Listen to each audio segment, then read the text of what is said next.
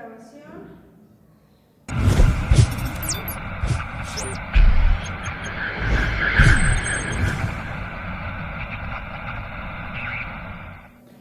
Hola, ¿qué tal? ¿Cómo están? Es un gusto saludarles, estar con ustedes en este día tan especial, día viernes, donde nosotros sabemos que el Señor entrega su vida en esa cruz, en ese madero, donde nuestro corazón pues se enternece, se admira de la belleza, la profundidad, el amor de Dios expresado en el día en que Jesús muere en la cruz. Adelante, Pastor Dani. Bienvenido. Hola, ¿qué tal? Es un gusto poder saludarles, deseando que estén bien con su familia, disfrutando este día. Es un día que también pasamos con la familia, pero ojalá no dejes de seguir toda la enseñanza y se las puedas pasar a tus hijos, porque es muy importante la crucifixión y las palabras que Jesús dijo, las frases que Jesús dijo en cada una de los diferentes acontecimientos en la crucifixión. Primero tenemos lo que Jesús dijo en Lucas capítulo 23 en el versículo 34.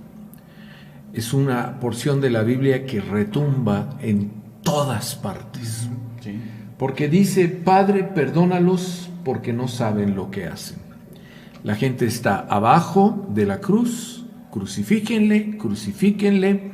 Yo me pregunto cuántas de esas personas vinieron a Jesús cuando tenían una enfermedad y el Señor los sanó. Y ahora, por la misma impacto de los fariseos y los saduceos, tenemos que ellos están amotinando, hablando de la crucifixión en contra de Jesús. La palabra perdón es una palabra importantísima para todos los ciudadanos, porque es lo que nos libra del resentimiento, de la amargura, del rencor. Pero no se trata solamente de decir yo perdono o perdóname, porque ahora se utiliza mucho el perdón, obviamente las personas que no son orgullosas. Pero hay una diferencia entre decir perdóname a la persona a decir perdóname en el nombre de Jesús. Porque el perdón en el nombre de Jesús justifica el agravio. Todos nos resentimos y en ese resentimiento lo primero que gritamos es: quiero justicia, quiero que me hagan justicia. Pero cuando tú pides perdón delante de la cruz, Jesús es tu justicia. Jesús vino a morir en la cruz para que todo aquello que fue un agravio para ti sea quitado. Entonces, el perdón en Jesucristo trae reconciliación en el alma. Y cuando hablamos del alma, hablamos de todos los sentimientos. Entonces, esta palabra es muy importante, porque los que tienen a Cristo tienen el privilegio de poder decirle a la persona: perdóname en el nombre de Jesús. Por eso la Escritura dice dos cosas: Señor, perdónalos porque no saben lo que hacen. Siguiente frase. Muchas veces estamos en el calor del enojo, de la ira, del resentimiento y decimos cosas que no teníamos la intención de decir, sobre todo a nuestros seres amados, a la gente que más respetamos, por la cual vivimos. Y aquí la Escritura nos dice que Jesús le dice al Padre: Señor, Padre, perdónalos porque no saben lo que hacen. Entonces, el perdón limpia, el perdón restaura, el perdón es la frase que cotidianamente tenemos que estar diciendo en nuestra oración todos los días, especialmente cuando estamos resentidos, dolidos y nos sentimos enojados. Así es de que esa es la primera frase que el Señor nos dice. La segunda frase que el Señor dice en la cruz es con los dos ladrones, uno a la derecha y el otro a la izquierda. Uno dice nosotros, el que reconoce que Jesús nada ha hecho, Dice, nosotros a la verdad justamente padecemos, porque recibimos lo que merecían nuestros hechos, mas este ningún mal ha hecho. ¿Por qué? Porque el otro decía, pues sálvate a ti y sálvanos a nosotros. Y lo que está haciendo en esta parte de la Escritura, está reconociendo que Jesús es el Señor. Y está pidiendo de alguna forma que Jesús lo salve. Y dijo, acuérdate, le dice el ladrón, acuérdate de mí cuando vengas en tu reino. Qué palabras tan portentosas. Acuérdate de mí cuando vengas en tu reino. Por eso la Escritura nos dice en Romanos que si confesares con tu boca que Jesús resucitó y creyeres en tu corazón que Dios lo levantó de los muertos, serás salvo. Una de las cosas que debemos de estar seguros de que las personas han hecho es la oración de recibir a Cristo en su corazón con fe, creyendo que a partir de ese momento son nuevas criaturas, tienen una nueva vida, empiezan una nueva manera de vivir. Y esta parte de la Escritura es tan importante que lo que Jesús dice nos debe de sorprender a todos, porque la respuesta que le da a este ladrón le dice, de cierto digo que hoy estarás conmigo en el paraíso. Hoy mismo, no en un mes, no tengo que checar cuántos pecados hiciste. De hecho, era uno de los ladrones más aguerridos, más buscados en aquel entonces. Entonces Jesús, al ver su arrepentimiento y al ver su oración de corazón, le dice, hoy mismo estarás conmigo en el paraíso. Así es de que toda persona que confiesa a Jesús como su Señor y Salvador, y que le dice, Señor, ten misericordia de mí, se hace merecedor de estar en la presencia de Dios. En una ocasión estaba con una persona que se suicidó, pero unos minutos, podría decir 2 minutos antes de fallecer, yo puse mis labios en su oreja para decirle, tienes segundos para poder entrar al reino de los cielos. Arrepiéntete y recibe a Jesús. Hice una pequeña oración pensando que él la estaba repitiendo conmigo, y cuando dije amén, sentí como su mano se desvaneció y sabía yo que él había recibido a Jesús. Wow, hermoso. Entonces, aquí tenemos algo muy importante. A todos aquellos que han cometido pecado y que han hecho lo malo, y que se arrepienten, porque tú puedes decir, Señor, ten misericordia de mí, Señor, acuérdate de mí. El Señor te dice, de cierto te digo que hoy estarás conmigo en el paraíso. La tercera frase que nosotros vemos en la crucifixión, muy importante, la encontramos en Juan capítulo 19, en el versículo 26. Dice la Escritura, recordemos que solamente estaban las mujeres, su madre, al pie de la cruz, y Juan, al que se llamaba el discípulo amado. Jesús desde la cruz tuvo que tomar fuerza para poder expresar estas palabras. Dice la Escritura, cuando vio Jesús a su madre y al discípulo a quien él amaba, que estaba presente, dijo a su madre, mujer, he ahí tu hijo. Nos está expresando que la posición del discípulo amado es entender que debía cuidar a su madre como su madre a él. Porque lo siguiente que dice es, después dijo el discípulo, he ahí tu madre.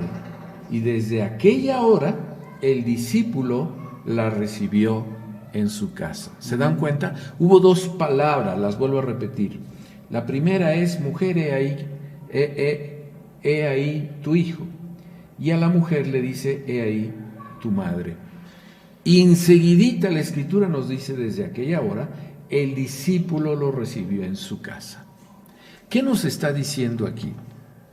Nos está diciendo que todas las madres, todas las mujeres que han perdido a su hijo, que han perdido a un ser amado, que han estado viudos o viudas, la Escritura nos dice: discípulos, procuren a estas personas, cuídenlas, alimentación, sustento, cuiden que estén bien, que no les falte nada. Y la Escritura nos dice que el discípulo amado entendió esto, de tal manera que la Biblia dice: y desde aquella hora el discípulo la recibió en su casa. Entonces esta parte de la Escritura nos está hablando directamente a su madre, pero también nos está hablando un mensaje. Acuérdense, la cruz es para la humanidad entera. Y está mandando un mensaje diciendo: no me desamparen a las ancianas y a los ancianos. Ellos tienen que ser vistos, cuidados por los discípulos, orando por ellos y por sus necesidades. Tenemos otro punto importante aquí. Después de que nos habla de estas cosas, tenemos a Mateo capítulo 27, donde la Escritura nos dice lo siguiente. Dice de la siguiente manera: Mateo 27, versículo 46. Jesús estaba sufriendo. Jesús prácticamente estaba en la cruz, enfrente de todas las personas. Y este es un suceso que te conmueve, realmente te conmueve. Porque la Escritura nos dice: Elí, Elí, lama sabactani. Esto es: Dios mío, ¿por qué me has desamparado?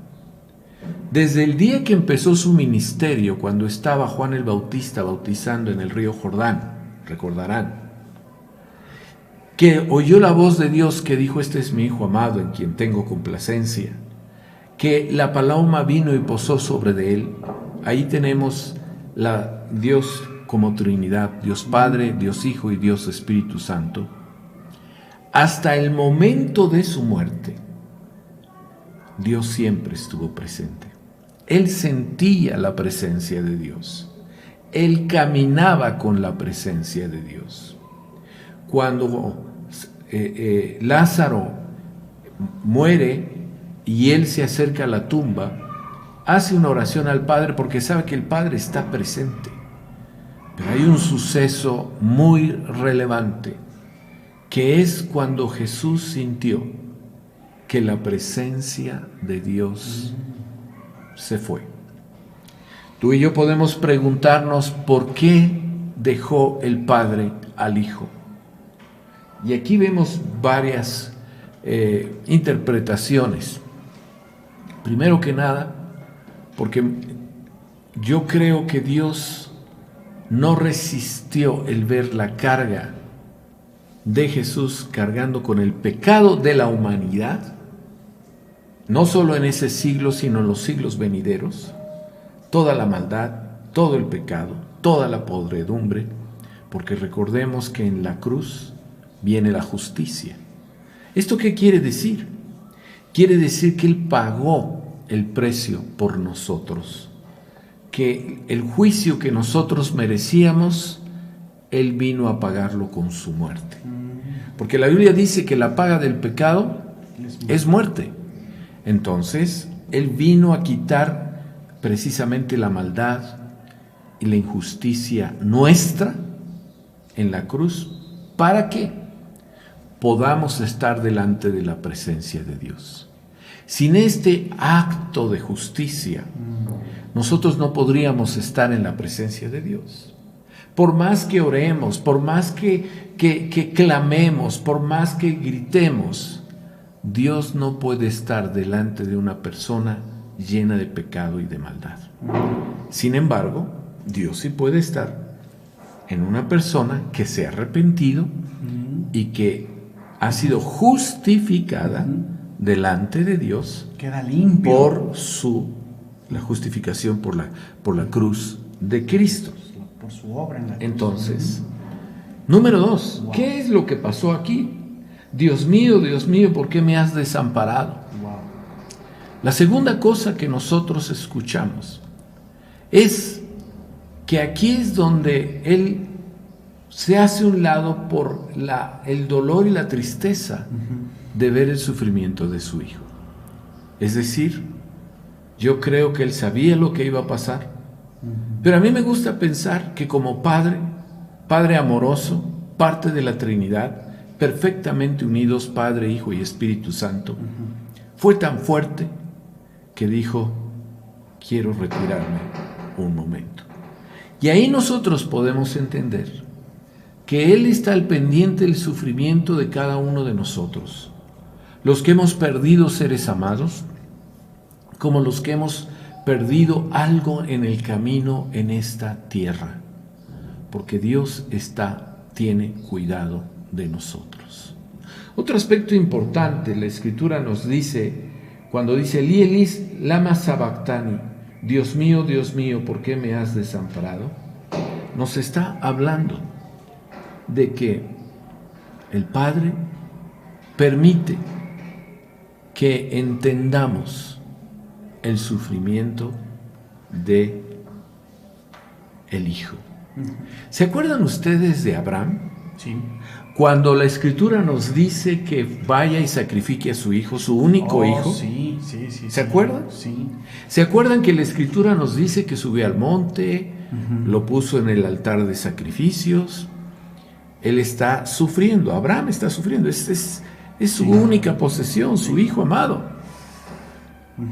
Saca la daga, la extiende y entonces el ángel se acerca y le dice, detente.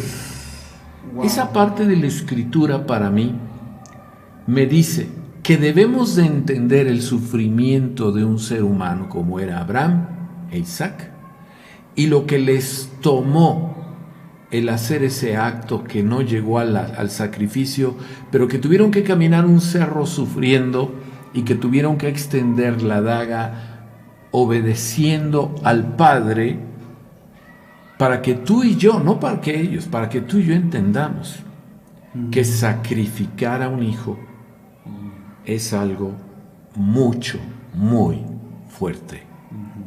Y entonces cuando le dice, detente, nos da la reflexión a ti y a mí, que lo más preciado para nosotros son nuestros hijos, y lo más hermoso, y que el Padre dice a la humanidad, me tuve que separar, porque verdaderamente amo a mi hijo, y lo doy en rescate por muchos de ustedes. La siguiente frase que el Señor nos dice, la encontramos en Juan capítulo 19, donde la Escritura nos dice, versículo 28, estando en la cruz, dice la Biblia, después de esto, sabiendo Jesús que ya todo estaba consumado, dijo, para que la Escritura se cumpliese, tengo sed. Salmo 69, 21, podrás ir ahí, tengo sed. Y bueno, y estaba ahí una vasija llena de vinagre, entonces ellos empaparon en vinagre una esponja y poniéndola en hisopo, se la acercaron a la boca para que le quitara la sed. La amargura estando en tormento. ¿Qué nos dice esa Escritura? ¿Salmos qué? Perdón, no, pues ya no me acuerdo. Salmo 69, 21. 69, 21 dice así.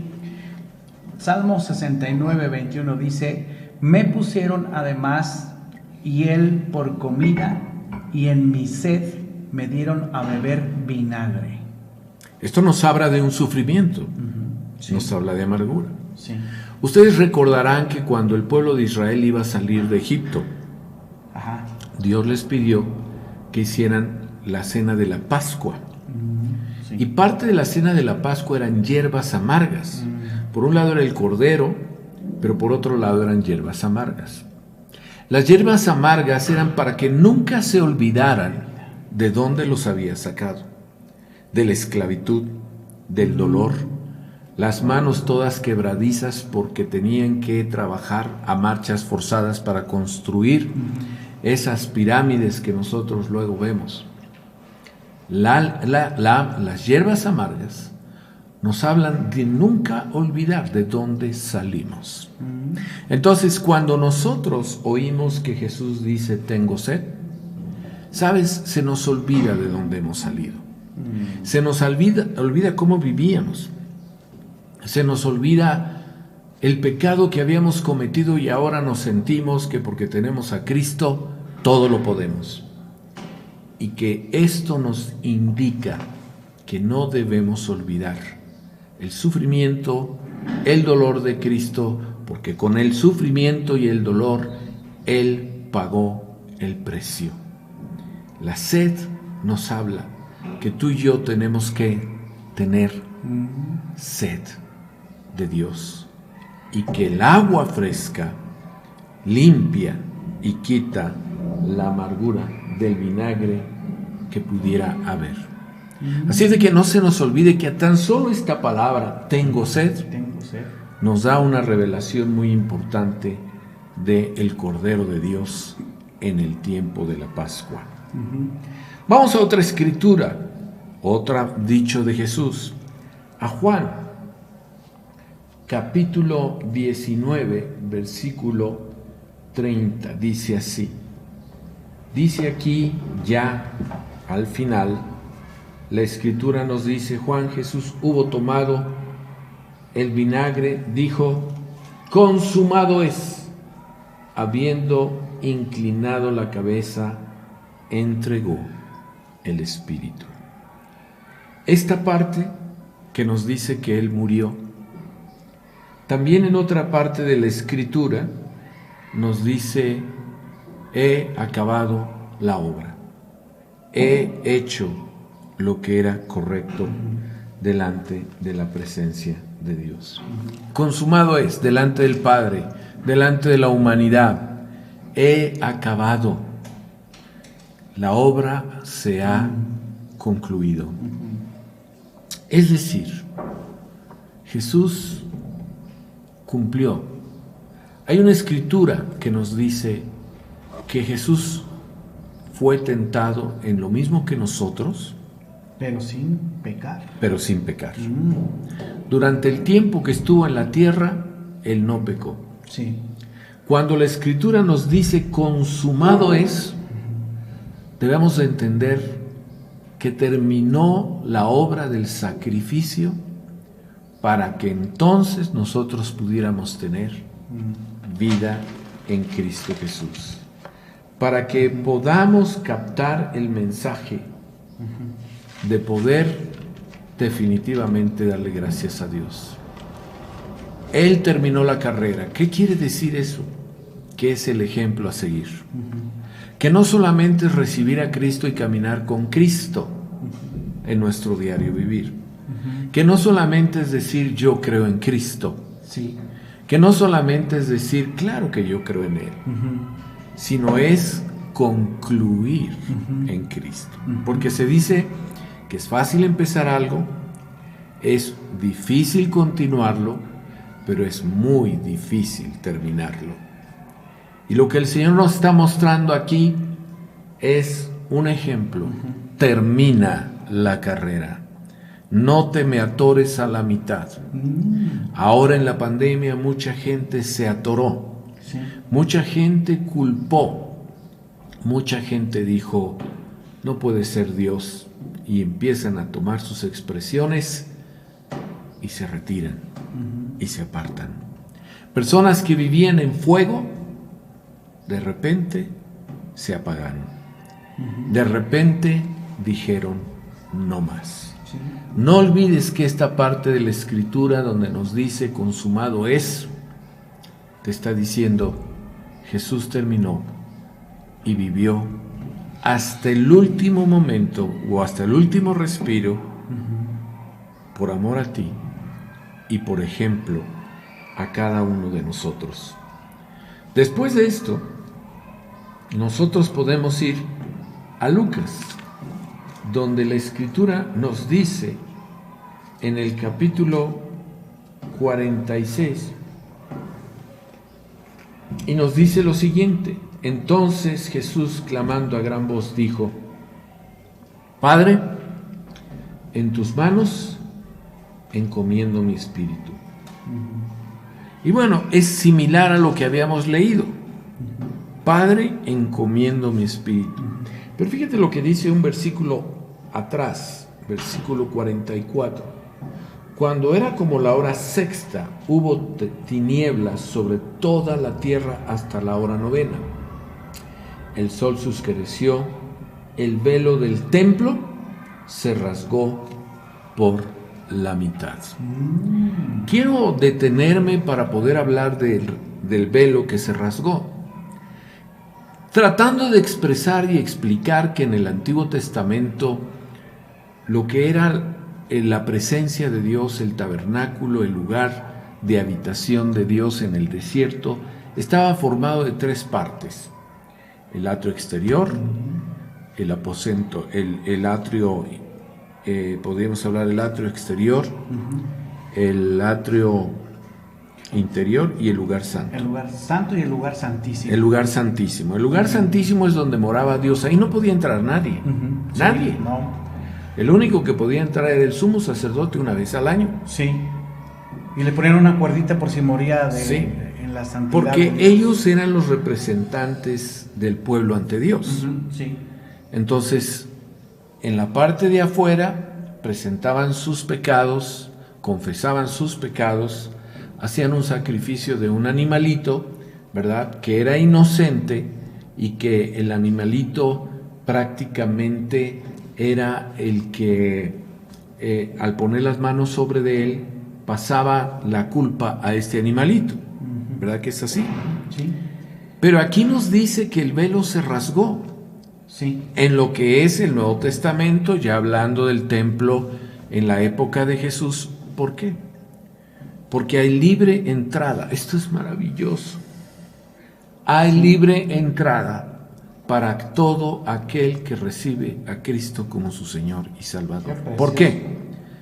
Porque Cristo hizo un sacrificio una vez y para siempre por nuestros pecados.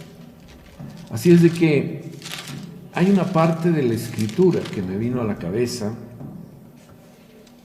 que dice en Hebreos 9, dice lo siguiente, hablando de esto mismo: pero estando ya presente Cristo, sumo sacerdote de los bienes venideros, sumo sacerdote de los bienes venideros, por el más amplio y más perfecto tabernáculo, no hecho de mano, es decir, no de esta creación, y no por sangre de machos cabríos, que era lo que estaba tratando de explicar, que se hacía en el Antiguo Testamento, ni becerros, sino, escucha esto, sino por su propia sangre, entró una vez, para siempre, en el lugar santísimo, habiendo obtenido eterna redención. Hermoso. Esto es, híjole, es una bomba. Sí. Es decir, Cristo entra al lugar santísimo como el sumo sacerdote, el velo se rasga, porque antes había un velo para que nadie entrara. Fíjate, más adelante lo que dice, haciendo una pregunta: ¿cuánto más la sangre de Cristo, el cual, mediante el Espíritu Eterno, se ofreció a sí mismo sin mancha a Dios, limpiará vuestras conciencias de obras muertas para que sirváis al Dios vivo? Hermoso. El templo rasgado, te dice, hijo, es como dos brazos que se abren. Puedes hablar conmigo. Tienes libre entrada para estar en mi presencia.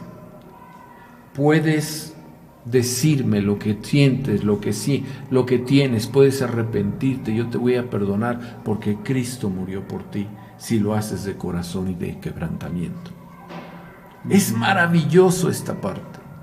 a través de una pequeña porción de la Escritura. Padre, en tus manos encomiendo mi espíritu, el velo se rasga, tú y yo tenemos entrado, al grado que la Escritura dice que ahora somos reyes y sacerdotes para poder hacer la perfecta voluntad de Dios. Y una vez que pasó todo esto, vienen las manifestaciones naturales que la gente vio y que la gente experimentó. Mateo capítulo 27, versículo 51 dice aquí lo siguiente: y he aquí el velo del templo se rasgó, es otra vez esto, y dice el versículo 52, y se abrieron los sepulcros, Quique. Mira. Y no porque vinieran los que trabajaban ahí, los abrieron. No. Sobrenaturalmente, y muchos cuerpos de santos que habían dormido se levantaron. Y saliendo de los sepulcros después de la resurrección de él, vinieron a la santa ciudad y aparecieron a muchos. Wow. Y aparecieron a muchos. Qué fuerte. Que esto nos habla de un milagro sobrenatural, donde nos dice que los muertos resucitarán primero. El suceso de Jesús trajo como resultado el levantamiento de los muertos de los sepulcros y el cumplimiento de las Sagradas Escrituras. Así es de que, familia, escúchenme. Esto nos habla mucho y podemos, lo he hecho resumido. Sí, rapidito, porque si no, no lo veríamos todo. Podemos entender que lo que estamos celebrando en este día, aunque muchos dicen que no es el mismo día, mira, eso no nos metamos en eso. Los mexicanos celebramos la crucifixión y la resurrección de Cristo. Y podemos entender que tú y yo tenemos un gran privilegio. El privilegio de seguir a Jesús. El privilegio de clamar a aquel que nos ha dado la vida y seguir caminando durante toda nuestra vida.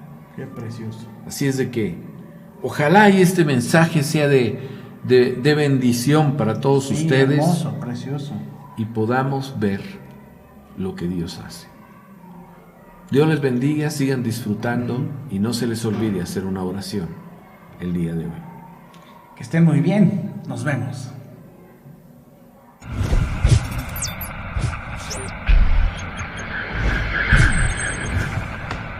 Muy bien, Pastor Dani. ¿Sí te gustó? Sí.